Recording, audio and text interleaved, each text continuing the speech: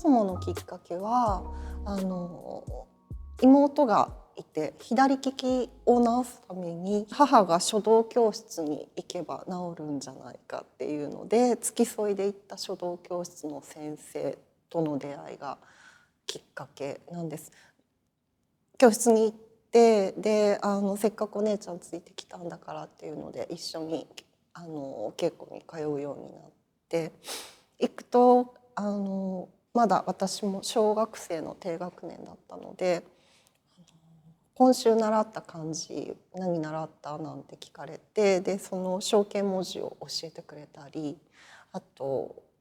課題はあるんだけれどそれとは別に今週あった楽しいことを一言一つの文字一つの言葉で書いてみようっていう課題を出してくれたりする先生でその課題以外の先生との時間が楽しくて彼女のもとで20歳ぐらいまでお稽古に通ってたんですが井上雄一の画集を見せていただいたことがあったんです。で今思うとちょうど雄一さんが亡くなられた頃だったと思うんですけれどで昔ねこういう人たちと私一緒にワークショップやってたんだよっていうので写真を見せていただいたり作品の写真を見せていただいたりしてでその写真も実は今回1階に作品と一緒に栗上さんの撮られた写真が飾られているんですが写真を10歳ぐらいの時に見せてもらってその写真がとにかく強烈で書家ってこういう佇まいの人なんだって思ったのをすごく今もそこは覚えてるんですけれどでこういう人になりたいってなぜかその時思ったんですね。何かその引き受けて何かこう一人立っているっていう姿にとても感動したのを覚えていてその自分の何かをこう表現する人になりたいなってその時思ったのがきっかけでたまたまその先生との出会いもあって私にとってはその書っていうのが一つこう何か自分の中にあるものを外に表現する方法としてすごくしっくりくる感覚がもう当時からあったんですね。傍らでその書の先生のところでその今週あった出来事を一つの言葉にしてみようだとか一つの漢字の成り立ちを教えてもらってで例えば「月」っていう字であれば三日月の形をしている。で今その「月」っていう文字は例えば満月を表す時にも使うし新月を書く時にも「月」っていう字を使うけれど成り立ちは三日月を描いている。でただ私たちはこうやって見立ててるんだよっていうことをおっしゃられたんですね。でその1週間のことを書き表すにしてもその1週間のいろんな出来事を思い返してそこに何か見立てとして一つ言葉を当てるそこにすごく惹かれる自分がいたんです。仕事としてどうにかこう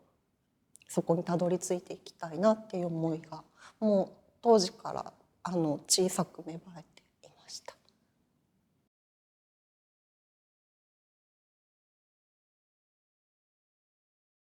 今から思い返すと先生との出会いは偶然でしかないんですけれどこの一文字に修練させるっていう考え方を学ばせてもらったのが本当に私にとっては大きなことで他の東アジアの漢字語圏の場所に行った時に漢字を一文字で使うっていう感覚っていうのが日本だけなんだっていうことをその時教えてもらって。子どもの頃から象形文字にしても中国の古代の文化の中で生まれてきたんだっていうことを教わっていたので自分はどちらかというと日本文化のことではなくて中国発祥の文化を東アジア文化として一つの場所として引き受けてるんだっていう思いが強かったんですね。ただその台湾であるとか韓国に行った時に漢字の使い方っていうのを教わった時に日本語だけがその漢字の読み方に対して音読みであるとか訓読みであるとかいろんな読み方を持っているっていうことも意識をさせられて、でその一文字を見た時に日本語圏の人だけがいろんなイメージを浮かべているっていうことを改めて認識をしたんですね。その漢字を一文字書くっていうことが少なくともその日本語っていうものを考える上で非常に面白い表現方法なんだっていうことを意識した時に、その漢字を一文字書いていくっていうことを改めて意識をしました。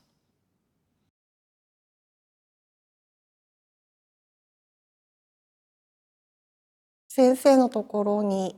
通っていた時は先生と相談をしながら決めていた時間も長かったんですけれど、でその大人になっていくにつれて、自分でだんだん考えるようになっていって、で小さい頃からその漢字には象形文字があるって教えてもらって、それは納得がいったんですけれど、誰が作ったんだろうっていうのはずっと疑問だったんです。日常生活を営んでいるその社会の中で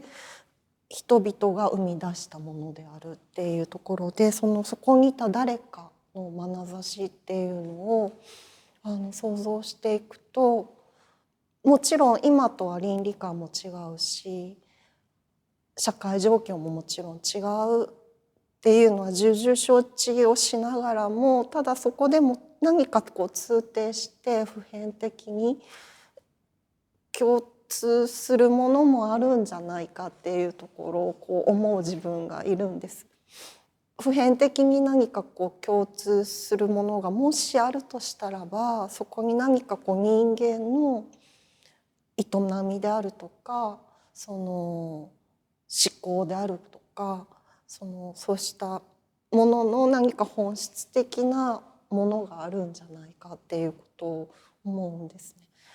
そうしたものを引き受けてる文字は何なんだろうっていうのを考えるのが今私が漢字を書く意味につながるんじゃないかなっていうことをある時から思うようになって、人間にとって本質的な文字っていうのは何だろうっていうのをいつも頭に置きながら文字を選ぶ、漢字を選ぶっていうことをしています。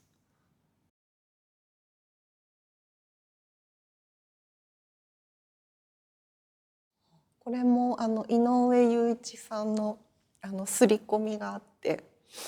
彼は本当にたくさん書いた中から一枚を選ぶっていうプロセスをたどってらして、まさにたくさん書くっていうことを良きことと思ってたんですけれど、紙をすいてくださる職人さんと知り合うきっかけがあったり、そういう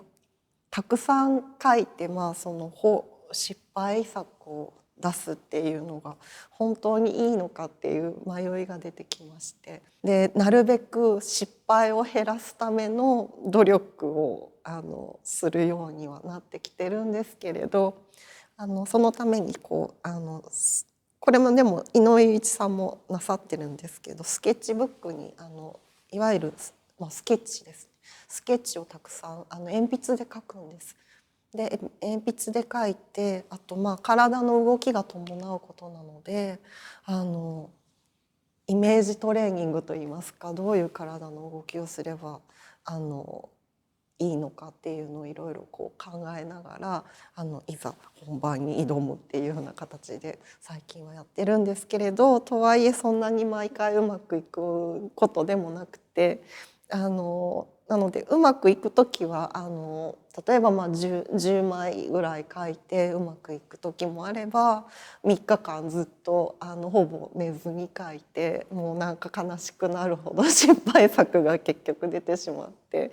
悲しい思いをしている時もあって、それはまちまちなんですが、そんな感じです。ただやっぱりその紙は大事にしたいっていう思いはあって、書き損じをすき返しっていう形でもう一回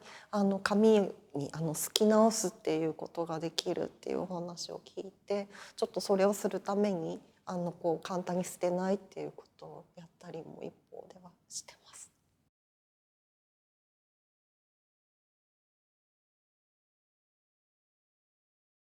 子どもたちとあのワークショップをするために何か字を選んでほしいって言われたのが一番最初だったんですね。何にしようって思った時に、どんな人も見たことがあってどんな人も触ったことがあるものにしたいって思ったんです。象形文字と今私たちが日常的に読み書きしている楷書体と呼ばれる書体との差異があまりない形の文字がいいっていうのももう一つあって、でその2つの条件を満たしている文字っていうのが、いくつかある中からでも木が一番最適なんではないかっていうふうになって、じゃあ最初は木を描いてみたっていうのが最初だったんですね。で自分が木だったらどんな木を想像するかっていうことを質問として投げかけてみると、想像以上に子どもたちの口からいろんな木のお話が出てきて、でそれぞれにエピソードを考えながら実際に書いてくれるっていう様子を見た時に、これはワークショップとして非常に可能性が広くあるモチーフかもしれないっていうふうに思ったんですね。でその後震災が2011年に起こって、ちょうど南相馬で被災をなさったご家族の方たちを、山形の、芸大の方で招いて、とにかく心身ともに休んでいただくっていうことの延長線上でのワークショップっていうお話をいただいたんですね。でその時はワークショップの会場の周りにちょうど森があったので、森を皆さんでもう散歩するっていうことさえ当時の南相馬では大変なことになっていたので、ゆっくり散歩をして実際に木に触れて、で自分が何か惹かれる木を見つけてそれを描いてみようっていうふうな話をしたりしながら木を描いていただいた時に、やっぱりいろんなお話がその木を描く中から思い出されてくるようなことまでを含めて皆さんから話を聞くことができて、他の字ではなかなかありえないんじゃないかなっていうふうに自分の中で確信が生まれてきたんですね。あともう一つはそのみんなで描いたものを会場に展示をすることでその森が出来上がっていくっていうその経過も非常に興味深いものだなというふうに思ったんでした。はい、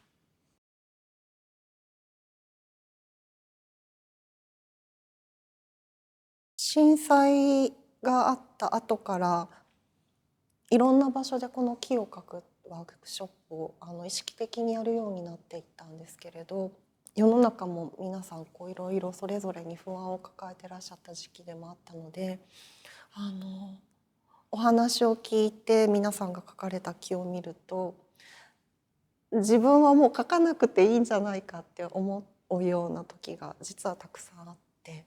でちょっと話が飛びますが、今回のこの木の作品を、もう3年前になるのかな、神奈川県民ホールで展示のお話をいただいて木を描きたいと思ったんですけれど、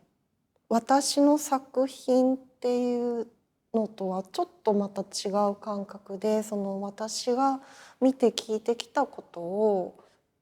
ここで形にしておかないといけないっていうふうにその時思って、思い出して書くような感覚で一つずつ書いてみようと思ったんですね。ちょうど10年震災から経った頃で、その震災の記憶の風化が言われるようになってきてもいた時期で、そこにコロナのパンデミックがやってきた。でまた人々が世の中が何か不安定な状況になっている今だからこそ、何か形にしておく責任があるように思って取り組んだ作品だったんですね。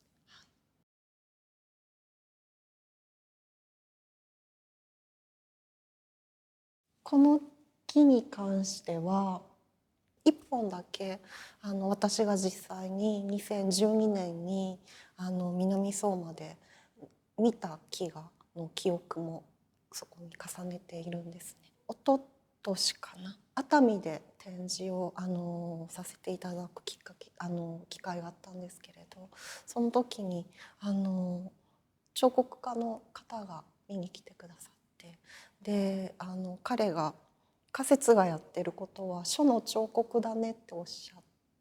られたんですね。でその書の彫刻だねっていうふうに言ってくださったのを聞いた時に妙に腑に落ちたんですね。で何かそのもののボリュームであるとかを引き受けて形にしたいっていう何か願望が自分の中にあるんだなって意識をしたんですけれど、思い返せば子どもの頃から大きいものは大きく描きたい、小さいものは小さく描きたいっていう何かその衝動みたいなのがあって、特にこれは県民ホールギャラリーがちょうどそのコロナのパンデミックがあって埋まってるはずのすごく大きな展示室が自由に使えるっていう機会をいただけて、じゃあ思う存分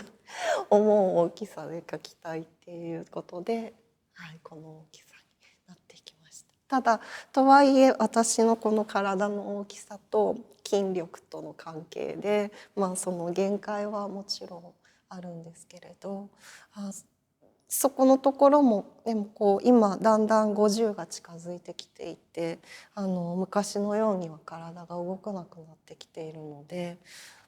この大きく描いたり小さく描いたりするっていうその大きさに対してもその自分の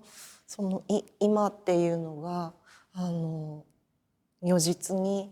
現れざるを得ないものの一つではあるので、そういった形でその今をとどめていく一つの要素になるのかなっていうのも最近少し意識をしてます。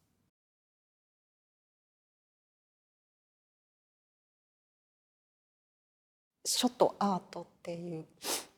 区切れがあるのかないのかっていうのをちょうどずっと考えていて、で私は書をやってますで書家ですって名乗っているんですけれど、じゃあ書って何ですかって言われるとなかなか答えづらい問いでもあって、明快に言い表せるかっていうと言いよどむ自分が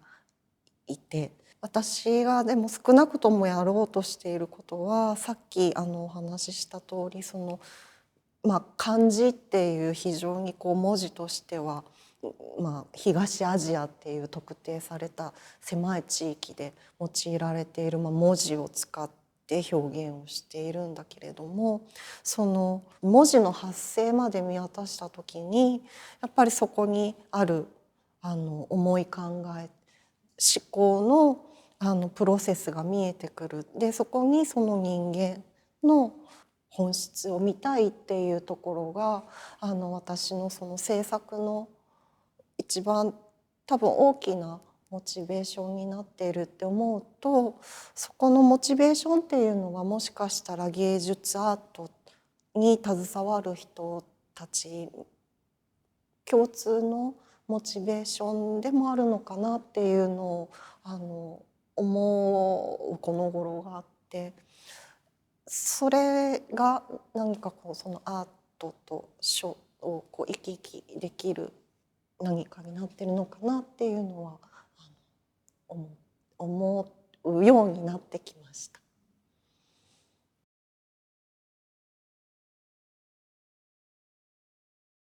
コロナのパンデミックがあって、でワークショップがかなり中断を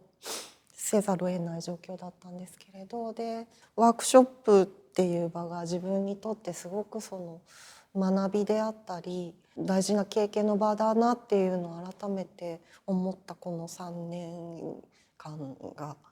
あったので、今後やっぱりまたワークショップの場を改めて考えていきたいなっていうことが一つと、あと